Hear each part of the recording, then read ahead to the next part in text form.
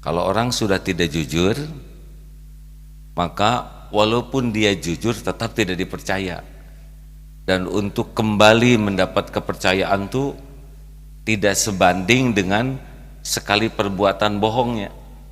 Sekali kita berbohong, maka track record kejujuran sirna, dan membangun kembali nama baik jujur itu sulit luar biasa, hanya karena kebohongan sekali. Tidak ada yang lebih pahit dari berharapnya hati kepada Allah. Allahumma aftah lana hikmataka ya Allah.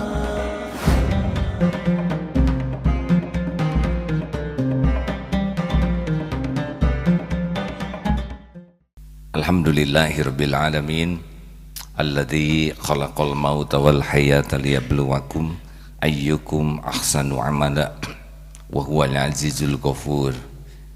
Alhamdulillah sahabat-sahabatku sekalian, semoga Allah yang maha menyaksikan segala-galanya menolong kita menjadi orang-orang yang jujur, orang-orang yang adil dan amanah. Jadi sekali lagi diungkapkan bahwa track record yang dicontohkan Rasulullah SAW adalah Al-Amin, orang yang jujur dan terpercaya.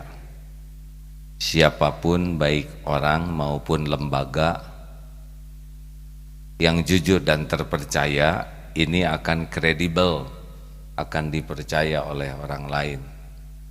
Maka siapapun yang ingin sukses, dari awal sudah melekat pada diri kita sifat syidik, orang yang kalau berbicara benar, tidak perlu ditambah-tambah, tidak perlu dimodifikasi, apa adanya saja, lurus. Perkataan benar, sikap juga benar, tidak ada bohong, tidak ada dusta, tidak ada licik. Karena tidak ada kesuksesan yang hakiki kecuali harus melekat padanya kejujuran. Kalau orang sudah tidak jujur, maka walaupun dia jujur tetap tidak dipercaya. Dan untuk kembali mendapat kepercayaan itu tidak sebanding dengan sekali perbuatan bohongnya. Sekali kita berbohong, maka track record kejujuran sirna, dan membangun kembali nama baik jujur itu sulit luar biasa, hanya karena kebohongan sekali. Jadi nilai setitik bisa rusak susu satu tangki, hadirin ya, harus ada modifikasi ya. Dan ini harus ditanamkan dari kecil sekali ya. Kejujuran ini harus mendarah daging pada diri kita. Tentu saja ada resiko berbuat jujur ini ya. Bagi lingkungan yang menganggap kejujuran itu suatu hal yang aneh, mungkin akan dikucilkan, mungkin akan dibully, tidak apa-apa.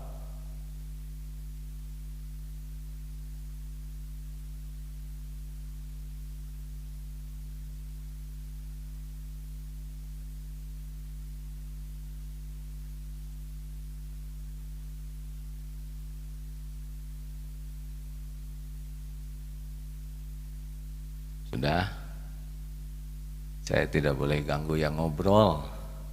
Jadi kalau ada yang ngobrol diam aja.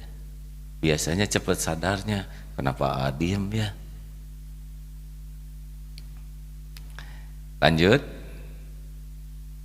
Sampai di mana tadi itu? Oh ya, tidak semua kejujuran akan disukai ya.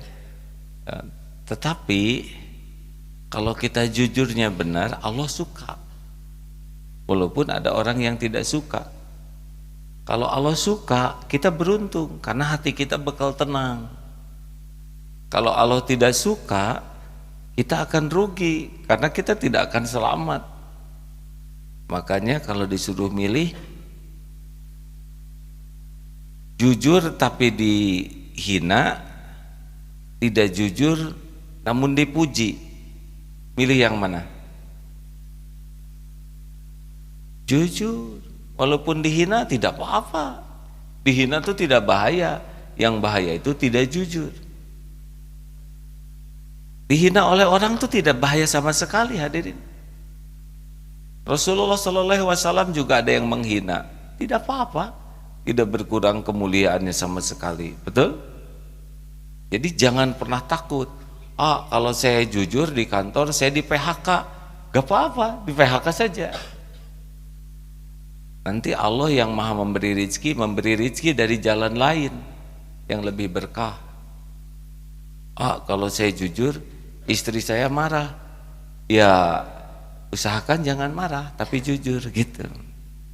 Lebih baik dimarah oleh istri, dimarah oleh suami tapi jujur daripada tidak jujur.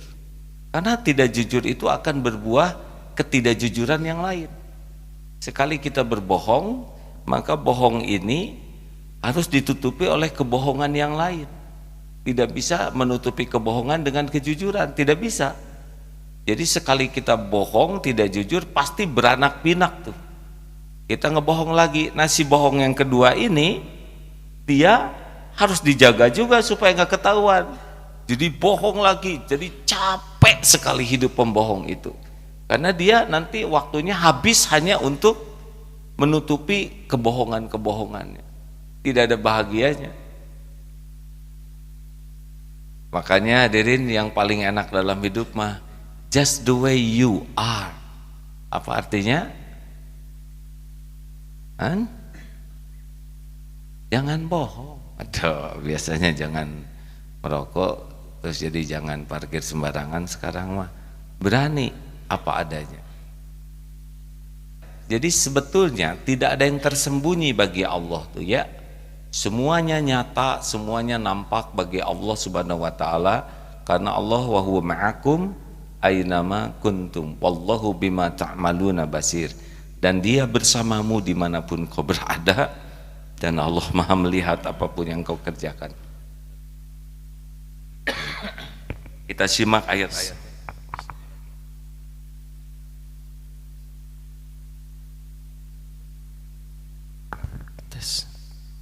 Jadi ini tauhidnya kita harus yakin dengan ayat-ayat Allah ya. Silakan. Apakah ada rahasia di sisi Allah? Tidak ada. Bagaimana orang bisik-bisik berdua bertiga, apakah rahasia? Tidak bisa rahasia. Silakan Ustaz. Surat Al-Mujadilah ayat 7 dan surat An-Nisa ayat 108. Al-Mujadilah. أعوذ بالله من الشيطان الرجيم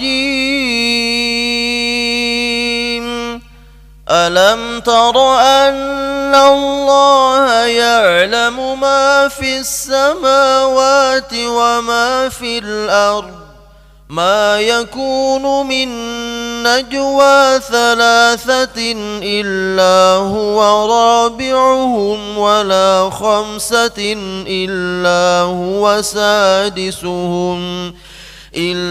هو سادسهم ولا أدنى من ذلك ولا أكثر إلا هو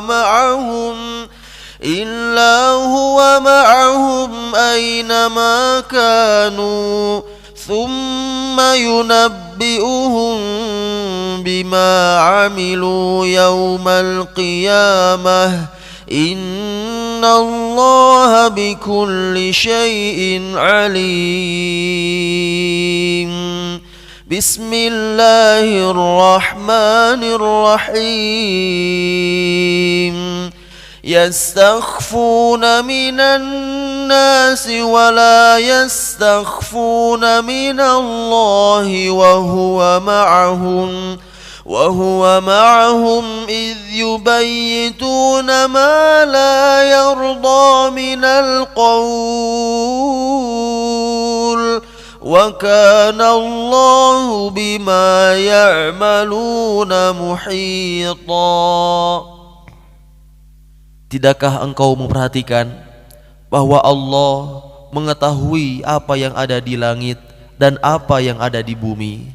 Tidak ada pembicaraan rahasia di antara tiga orang, melainkan dialah yang keempatnya, dan tidak ada 5 orang melainkan dialah yang keenamnya, dan tidak ada yang kurang dari itu atau lebih banyak, melainkan Allah pasti ada bersama mereka dimanapun mereka berada. Kemudian Dia akan memberitakan kepada mereka pada hari kiamat apa yang telah mereka kerjakan. Sesungguhnya Allah Maha mengetahui segala sesuatu. Masya Allah. Oh, satu lagi terjemahnya ya, silakan. Mereka dapat bersembunyi dari manusia, akan tetapi mereka tidak dapat bersembunyi dari Allah, karena Allah beserta mereka. Ketika pada suatu malam mereka menetapkan keputusan rahasia yang tidak diridhoinya, dan Allah Maha meliputi terhadap apa yang mereka kerjakan. Nah, jadi tidak ada rahasia di sisi Allah. Jadi kalau kita bohong dan orang lain tidak tahu kebohongan kita, bukan karena kita jago berbohong, karena Allah saja belum membuka. Kalau Allah buka, pasti kebuka.